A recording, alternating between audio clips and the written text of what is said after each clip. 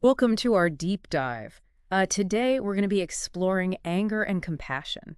Oh, wow. You've given me some really fascinating sources to work with for this one. Yeah, they should be good. We've got audio excerpts from conversations with the Dalai Lama himself, Amazing. some insights from a leading emotion researcher, Okay. and even observations from Charles Darwin Wow. and Franz de Waal. I mean, that's quite a lineup. Get ready for a journey I am. through the complex landscape of human emotions. Yeah. By the end of this deep dive, Okay. I think you'll have a much deeper understanding of anger and compassion, Yeah.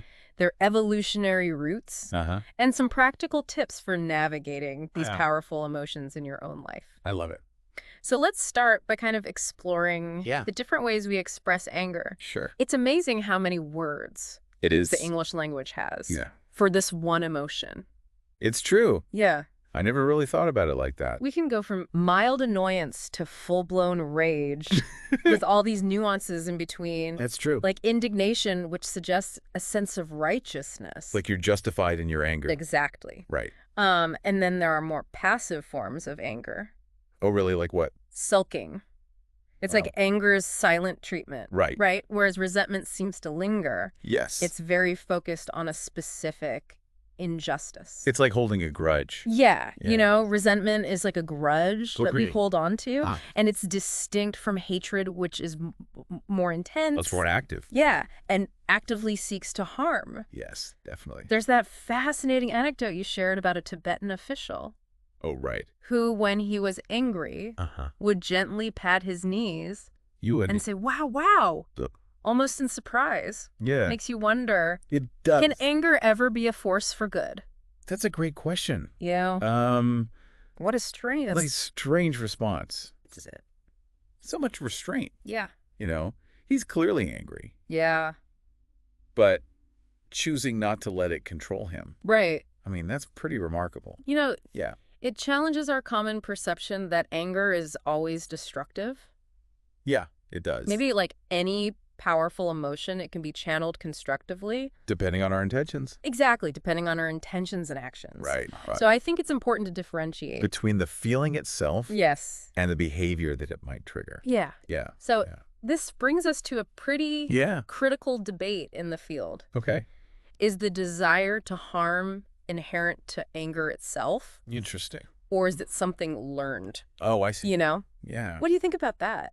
Well, that reminds me of Yeah. the research by Joseph Campos. Right. Observing babies. He observed babies getting angry Right. when they were prevented from reaching a toy. Yes. And They exhibit a clear desire to remove the obstacle, Yes. even if it means harming the person blocking them. Yeah. So is this a sign of innate aggression?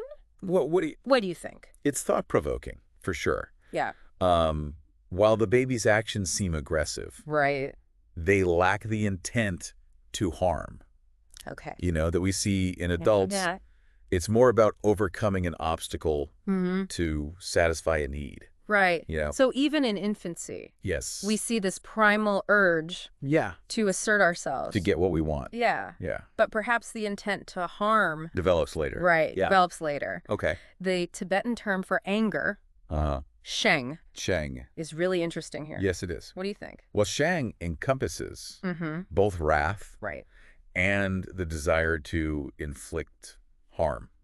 So it's both of those things Yeah. at the same time. So it reflects a cultural perspective Interesting. that views anger as potentially dangerous. Okay. Right. But Yeah. the Dalai Lama offers a more A more nuanced perspective. nuanced perspective. Yeah. He suggests that anger itself isn't inherently harmful, Oh, interesting. but it can lead to... Destructive outcomes, Right. depending on our motivations. Exactly. Yeah. So it's like anger is the fuel, Yeah. but our intentions steer the car. I like that analogy. Yeah. So it seems like Mm-hmm. the Dalai Lama believes that we can experience anger Yes. without necessarily causing harm, It's possible. but controlling our reactions Yeah. and choosing compassionate actions, Takes effort. right? Conscious effort. Conscious effort. Yeah. Okay, so let's Yeah. shift gears now Okay. and explore compassion All right. from an evolutionary perspective. Interesting. Where does compassion fit into survival of the fittest? That's where Darwin's work Yeah. is so insightful. Right. He observed that helping behaviors Ah. aren't unique to humans. Okay. you know? Really? He saw evidence in animals. Interesting. Especially primates. So, suggesting that compassion might have evolutionary roots, It might. right? Yeah. And this is where Frans de Waal's work Yes. with chimpanzees becomes really interesting. It is. You know, I'm thinking of de Waal's anecdote about the young chimp, Yes. stranded high up in a tree, Oh, yeah. and another chimp, Not its mother. right, not its mother, Yeah. came to its rescue. What a It's a touching example amazing. of That's- compassion and altruism in the animal kingdom. Absolutely. Yeah. And there are countless examples Really? of chimpanzees consoling each other after conflicts Wow. or sharing food. Interesting. So these behaviors, Mm-hmm. according to Darwin, Yeah? demonstrate that compassion might be Yeah. more about survival Okay. than we realize. Interesting. It's almost like compassion is, Woven into woven into the fabric of social species, yeah, contributing to... group cohesion Right. and ultimately survival. So Darwin proposed that when we see another being suffer, Okay. it triggers memories of our own pain, Interesting. motivating us to help. It's like we're helping ourselves Yeah. by alleviating their suffering. Exactly. Yeah. So compassion, while seemingly selfless, Right. might actually be rooted. In this Yeah. very primal Yeah. drive for self-preservation. Self-preservation, that's fascinating. It is. But still, it Okay. leads to a more... Supportive Yeah. and harmonious Yes. social environment. Which ultimately Benefits everyone. benefits everyone. Yeah. Right? Okay. So then this raises the question of Huh. how do we cultivate compassion Yeah. beyond our immediate circle? I mean, Unlike- it seems... Unlike anger, Right. compassion requires, Conscious cultivation. yeah, that's an important distinction. Yeah. Anger can just erupt Right. spontaneously. Right. But compassion, Especially towards Yes. those outside our close circle, often needs a nudge in the right direction. absolutely. Right. Yeah. And the Dalai Lama offers some Yeah. really profound insights on cultivating compassion. He does. He introduces this concept Uh-huh. of mother sentient beings Right. as a way to extend compassion to all living creatures. Yeah, it's a beautiful idea. It is. Isn't it? A beautiful idea. Picturing all beings Yeah. as deserving of care. Like a mother cares for her children. Exactly. How do we Really make that a and truly. reality? Well, it's not about Yeah. suddenly feeling maternal love for every stranger Right. or insect, yeah. you know. Right. It's more about Yeah. shifting our perspective. Okay. The Dalai Lama emphasizes that cultivating compassion requires knowledge, Okay. reflection, Why? and internalization. So it's not just a fleeting feeling. Go. It's about a deeper understanding Yes. of our interconnectedness. Exactly. And a conscious effort to cultivate compassion. He describes it as a gradual process, Interesting. moving from an intellectual understanding Okay. to a deep conviction Uh-huh. that eventually translates into Yeah. spontaneous acts of compassion. It's like building a muscle. It is. The more we practice, The stronger it becomes. right, the stronger our compassion becomes until it's almost second nature. Yeah. But doesn't unchecked compassion Oh, that's a good point. have its downsides? It can. And it lead to burnout or poor decisions? You're right to point that out. You know? This is where wisdom and intelligence come into play. Okay. The Dalai Lama stresses the importance of balancing compassion Uh-huh. with wisdom and intelligence. Interesting. Without wisdom, Okay. compassion can be overwhelming, Right. leading to emotional exhaustion Yeah. or ineffective actions. It's like the pediatric oncology nurse you mentioned earlier, Right. witnessing immense suffering every day. Every day. But she can't. She can't be consumed by it. Right. She can't be consumed by it. She needs the wisdom Yeah. to navigate those difficult situations. And the intelligence to provide effective care Right. while protecting her own well-being. Exactly. So it's not just about feeling empathy. It's Yeah. about using our intelligence Yes. to discern the best course of action. Sometimes the most compassionate choice Yeah. might not be the one that feels the most Right. emotionally satisfying. Right, in the moment. You've hit the nail on the head. So this brings us to a really valuable distinction Okay. that you've helped me understand better. What's that? Breaking down the broad term empathy yes. into its components. Right? Like, what are the different parts? Yes, I think it's helpful Okay. to look at empathy as having 4 parts. Okay. Emotion recognition, Okay. emotional resonance, Uh-huh. compassion, Okay. and altruism. That's a great way to Okay. unpack this complex emotion. Emotion recognition is simply recognizing how another person is feeling. Right. It's the foundation of empathy. Like being able to read those subtle cues Exactly. in facial expressions, Yes. body language, and tone of voice. Absolutely. Then there's emotional resonance. Okay. Which is? Feeling what another person is feeling. Yes.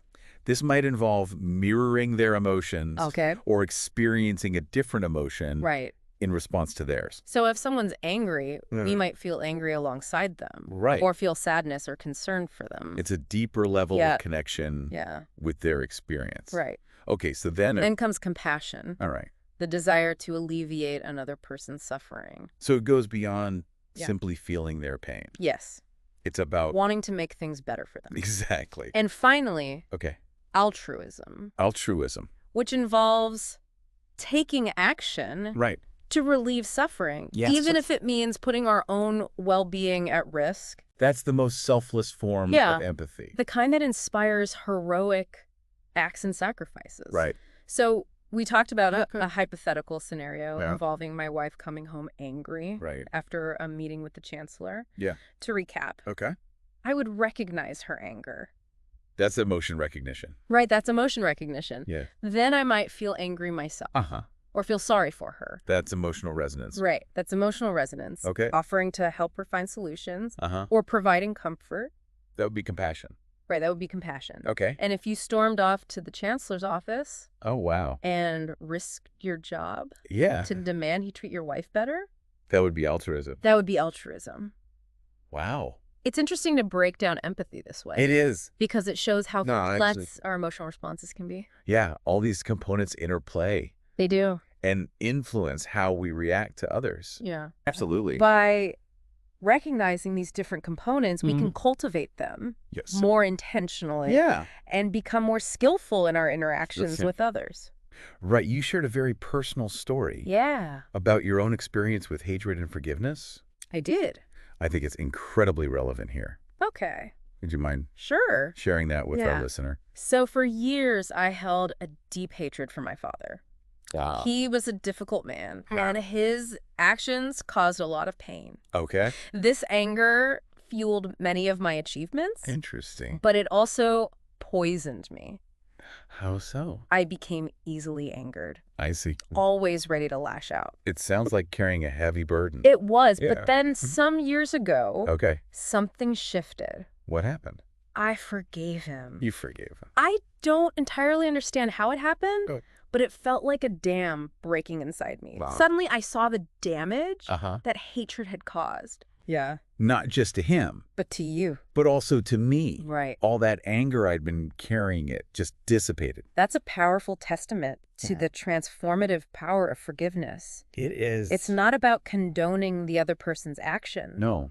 It's about freeing yourself. Exactly. Wow. What was remarkable was that after I forgave him, memories of his good qualities started resurfacing. Oh, wow. Things I'd blocked out completely. Really? It was like forgiveness unlocked a hidden vault. Interesting. Of positive experiences that had been buried under all that hatred. That's a fascinating insight. Yeah. It suggests that forgiveness can not only heal emotional wounds, but also provide a more balanced perspective on the person we've forgiven. Dalai Lama's perspective. Yeah.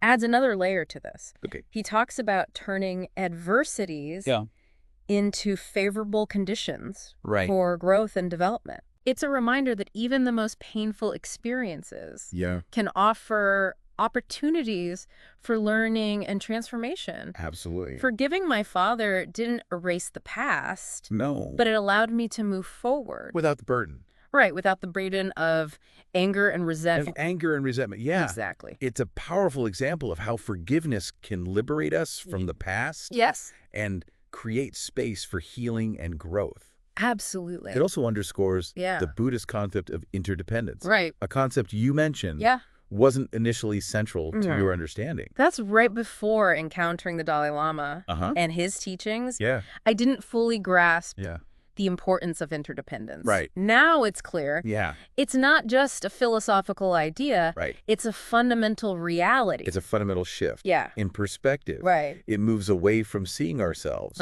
as isolated individuals and recognizes, the interconnectedness of all things. Our actions and emotions have a ripple effect. Right. They have a ripple effect. Impacting not just ourselves, but also the world around us. And the Dalai Lama eloquently describes he does. how this understanding impacts our ethical framework. Right. He says the action or motivation, which ultimately brings happiness or comfort to oneself.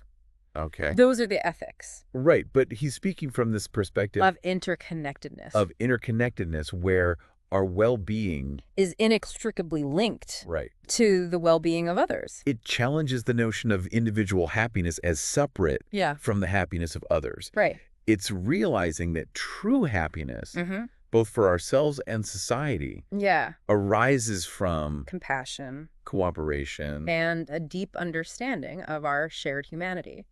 And it's not just a feel-good sentiment. It's not. There's scientific evidence suggesting that compassionate and pro-social behaviors correlate with greater happiness, reduced stress, and improved health. It really is a win-win situation. It is. Cultivating compassion benefits others and enhances our own well-being. And this sense of interconnectedness extends beyond just human relationships. Okay. The Dalai Lama also talks about the importance of compassion. Right. For all sentient beings. Including animals. Yeah. He emphasizes that we share this planet with countless creatures who are all capable of experiencing suffering and joy.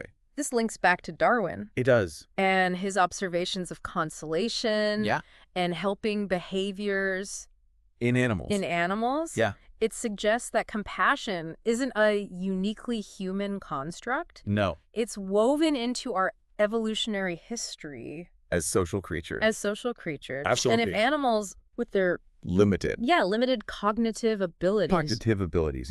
Can exhibit compassion.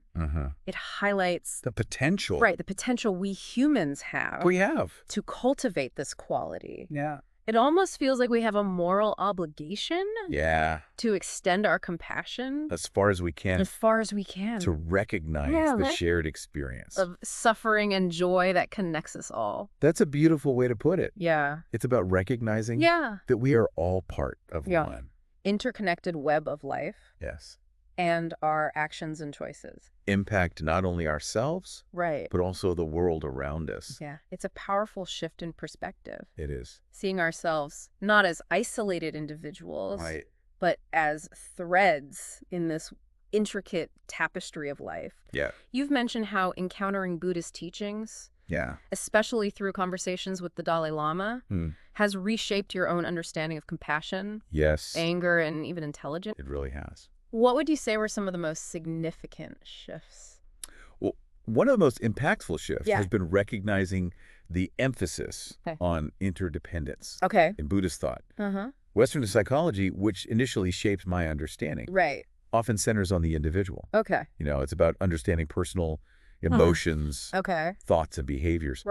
But the Dalai Lama's teachings consistently highlight our interconnectedness. So it's a shift from focusing on the individual to acknowledging the web of relationships and impact we have on each other. Precisely. And this understanding has huge implications for how we approach ethical decision-making, our relationships, and even how we view our place in the world. Another difference seems to be the Buddhist emphasis on cultivating specific mental states, particularly through practices like meditation. Yeah.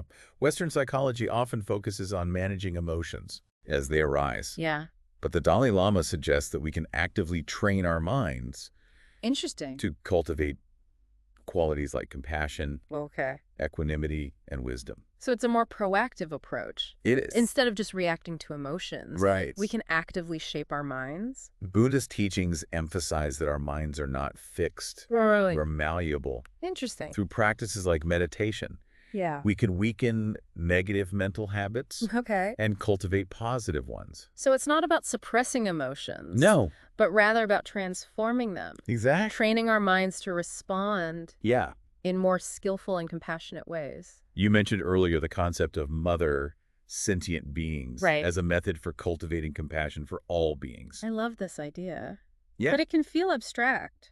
I understand. How do we actually cultivate endearment towards all beings, especially those very different from us? It takes practice. And a willingness to challenge our own ingrained biases. Right. Our minds are often conditioned to prioritize our own well-being and the well-being of those close to us. Right. Extending that compassion to strangers. Yeah. And even more so to other species. Right. Can feel very unnatural at first. So it's about expanding our circle of care. Exactly. Recognizing that all living creatures deserve our compassion. Regardless of their species, appearance, or behavior. And the Dalai Lama suggests starting by recognizing that all beings, no matter what they look like or how they act, share a fundamental desire to avoid suffering and experience happiness. They want to live lives free from pain. Yeah. Just like us. And filled with joy. And filled with joy, exactly. It's about finding that common ground, that shared experience. That connects us all. That connects us all. By consciously cultivating a sense of endearment towards all beings. Like a mother naturally feels for her children. Exactly. We can gradually expand our circle of compassion. Our circle of compassion. It's about tapping into that primal instinct. To care and protect. To care and protect, Extending it beyond our immediate family and friends. And we can practice this in simple ways. Like how? Pausing to appreciate the beauty of a flower. Oh, wow. Acknowledging the intelligence and sentience of an animal. Okay. Or just sending a kind thought to a stranger. Interesting. These small acts help shift our perspective. From seeing ourselves as separate, recognizing our interconnectedness. With all beings. With all beings. It's a practice that benefits not just the world, but ourselves as well. By cultivating compassion for all beings, we cultivate a deeper sense of peace, joy, and purpose. In our own lives. In our own lives. It's like expanding our capacity. For love and connection. Recognizing that true happiness flourishes in a web of interconnectedness and care. This recognition of our shared humanity brings us back to forgiveness. Right. You shared a powerful story. I did. About forgiving your father and how it liberated you from hatred. Right. And even brought back positive memories. It was a profound experience. It sounds like it. Forgiveness didn't erase the past, but it allowed me to move forward. Without the burden. Yeah, without the burden of anger and resentment. The Dalai Lama often emphasizes that forgiveness isn't about condoning harmful actions or forgetting. It's about releasing ourselves. From negative emotions. From negative emotions that poison our present and future. It's understanding that holding on to anger and resentment hurts us more than anyone else. Exactly. It's a practice that requires courage, humility, and a deep understanding of the interconnectedness. Of our actions and emotions. Of our actions and emotions, It's recognizing that forgiveness is ultimately an act of self-compassion. It is. Freeing ourselves from the weight of the past. And allowing for healing, growth, and a more positive future. And we can extend forgiveness. Oh, really? Beyond personal relationships. We can cultivate forgiveness for those who've harmed us indirectly. For those who hold different beliefs. And even for ourselves when we make mistakes. It's about embracing generosity and understanding, recognizing that we're all imperfect beings. We are. Doing our best in a complex world. This spirit of forgiveness. Letting go of anger and resentment. Creates a more peaceful world. For everyone. For everyone. It's a powerful reminder that compassion isn't just about feeling good. It's about cultivating a way of being. Exactly. That transforms relationships, communities, and the world. But how do we cultivate compassion? In the face of such overwhelming suffering? It's easy to feel paralyzed. It is. By the scale of global issues, questioning whether our small actions can make any real difference. That feeling of being overwhelmed is very real. It is. And it's something the Dalai Lama addresses directly. He emphasizes recognizing our limitations without giving in to despair. So don't give up. Don't give up, but recognize. Recognize our limitations. Yes, he encourages us to act with whatever capacity we have. Even if it feels insignificant. Compared to the vastness of the problem. Compared to the vastness of the problem, So it's about finding a balance between acknowledging the scale of suffering and focusing on what we can do within our sphere of influence. Exactly. And even seemingly small actions can have a ripple effect. So they can make a difference. They can A kind word, Yeah. a helping hand, a donation to a cause we believe in. Right. These acts of compassion, Yeah. however small, contribute to a more positive and harmonious world. It's not about single-handedly solving all the world's problems. No. It's about playing our part. It's about playing our part, and creating a more compassionate and just world. And in moments of doubt, it's helpful to remember What? We're not alone in this. Oh, that's good. There's a vast network of compassionate individuals and organizations striving for a more just and compassionate world. So connect with them. Connect with them, yes. Connecting with those who share our values. Amplifies our impact. Right. Provides support. Right. And allows us to celebrate victories together. It's about cultivating a sense of shared purpose. It is. Recognizing that we can achieve far more together. Absolutely, than alone. This brings us to another crucial aspect of wisdom. Okay. The ability to discern between skillful and unskillful actions. Right. Sometimes compassion might lead us to act impulsively without considering the potential consequences. So it's not just good intentions. It's ensuring our actions are truly effective. Exactly. And aligned with our values. This requires discernment. Okay. A willingness to pause. Reflect. Yeah. And consider the potential impact of our choices. Sometimes the most compassionate choice requires difficult decisions or uncomfortable conversations. Oh, it's about cultivating that inner wisdom which guides our actions. Exactly. Ensuring our compassion is both heartfelt and wise. You've mentioned before that mindfulness meditation has been a transformative practice for you. It has. In cultivating compassion and wisdom. Can you elaborate on that? Sure. Mindfulness meditation is about cultivating awareness of our thoughts, emotions, and sensations. Without judgment. It creates space. Between a stimulus and our reaction. Allowing us to observe automatic reactions. That might lead to anger, frustration, or judgment. So it's like cultivating an inner observer. It is. Witnessing those mental and emotional states. Yes. Without getting swept away by them. Exactly. It helps me choose my responses. Rather than be driven by ingrained habits. Or emotional impulses. So you gain more control. Yes. It's like gaining more control over the steering wheel. Of your emotional responses. On my emotional responses, yes. And becoming more intentional. More intentional in how I interact with the world. In how you interact with the world. Yeah. That increased awareness probably helps cultivate compassion as well. I think so. By observing your own thoughts and emotions non-judgmentally, you've developed a deeper understanding and empathy for others. You're absolutely right. Right. Recognizing that everyone struggles. That we all experience moments. Of anger, fear, or insecurity. Fosters a sense of connection and compassion. It allows us to see the humanity in everyone. Even those who might seem different. Or who have caused harm. It's about seeing beyond the surface level. Recognizing the inherent worth and dignity. In all beings. Mindfulness also deepens. My appreciation for the present moment. So by focusing on the here and now. Exactly. You savor the simple joys of life. I do a warm breeze. A beautiful sunset.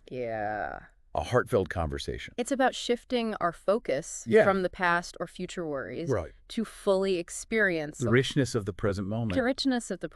This appreciation for the present moment cultivates gratitude, contentment, and peace. Which then fuels our compassion. It does. Inspiring us to share that abundance with others. It's a beautiful cycle. It is. Recognizing that by contributing to the well-being of others, we actually enhance our own sense of joy and fulfillment. You've also mentioned loving-kindness meditation. Oh, yes. As a powerful practice. It is a beautiful practice. For cultivating compassion and wisdom. It involves cultivating feelings of love. Compassion and goodwill. Towards ourselves and others. We do this by repeating phrases or visualizations that evoke these positive emotions. Gradually expanding our circle of care. From ourselves to those we love. To neutral people. To difficult people. And eventually to all beings. It sounds like an emotional workout. It is. Training our minds to generate those feelings of warmth and care. That's a great analogy. Right. And just like any workout, it requires practice and consistency. So the more we engage in this practice, the more easily we can access these feelings. Even in challenging situations. Even in challenging situations, yes. And how has loving-kindness meditation impacted you personally? It's helped soften my heart. Really? And cultivate greater tenderness and empathy. For yourself and others. For myself and others, yes. Yeah. It's allowed me to see the humanity. Even in those who've caused harm. Even in those who've caused harm. Yeah.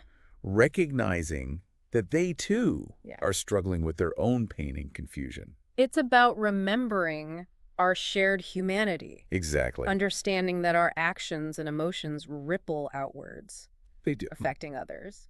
What advice would you give to someone starting on this path? Of cultivating compassion and wisdom. I would encourage them to approach this journey with curiosity, openness, and a willingness to experiment. Just try new things. Try new things. Yeah. There are many practices and teachings. Okay. So it's about finding what resonates. With your heart and mind. With your heart and mind. Remember, cultivating compassion and wisdom isn't a linear process. So there will be ups and downs. There will. Moments of clarity and moments of confusion. It's about embracing the entire journey. Trusting that even when we feel lost or discouraged, we are still progressing. And we are not alone on this path. Right. There's a vast community of compassionate individuals and organizations striving for a more just and harmonious world. Right. Connecting with others who share our values. Yes. Provide support learning and shared celebration of victories. It's a powerful reminder that together we can achieve far more than we ever could alone. As we wrap up this deep dive, I'm struck by the simplicity of these teachings. I agree. It's not about complex rituals or esoteric knowledge. Yeah, right. It's about cultivating basic human qualities. Like kindness, empathy, and understanding. Like kindness, empathy, and understanding. And these qualities, these expressions of our shared humanity, have the power to heal. Yes.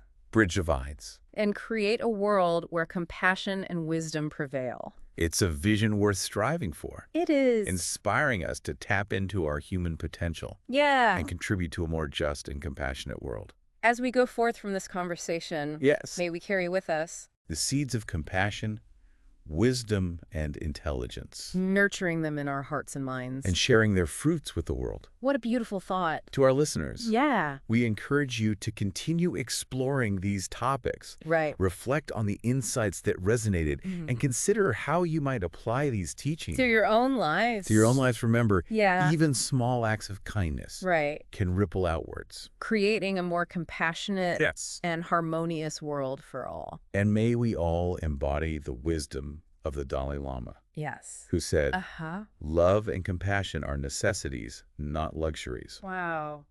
Without them, humanity cannot survive. Thank you for joining us. It's been a pleasure. On this deep dive. Yes. We'll see you next time. See you next time. For another exploration of fascinating ideas. Yeah. And inspiring perspectives.